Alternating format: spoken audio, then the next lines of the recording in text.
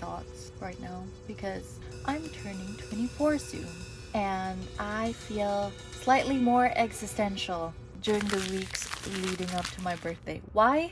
Because there's still probably an angsty teen existing somewhere inside of me that never like fully was able to be like super angsty about it.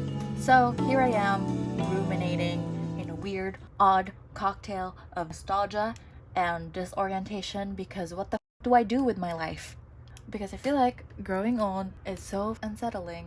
I miss the simplicity of a younger version of myself who thought her life made sense and who believed that there was some clear path in her head. And the truth that I've realized now, it's just a series of good or bad choices that often feel meaningless in the grand scheme of things.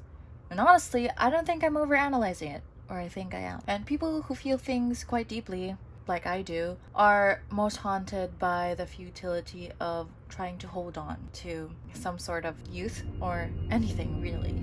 And navigating your 20s is so weird. Navigating your 20s, I realize now, there's no rule book to this. You just f around and find out.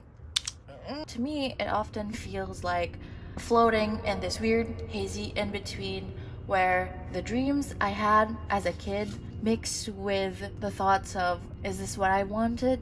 Or is this what things just had to be? But maybe the question doesn't really matter.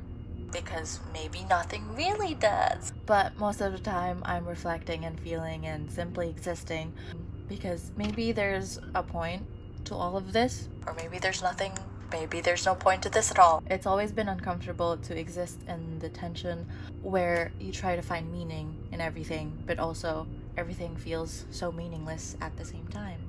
But in that tension and like that weird absurdity of it all, I'm mourning a version of myself that truly lived and embraced life with pure optimism and trust in the world, and it's kind of heartbreaking.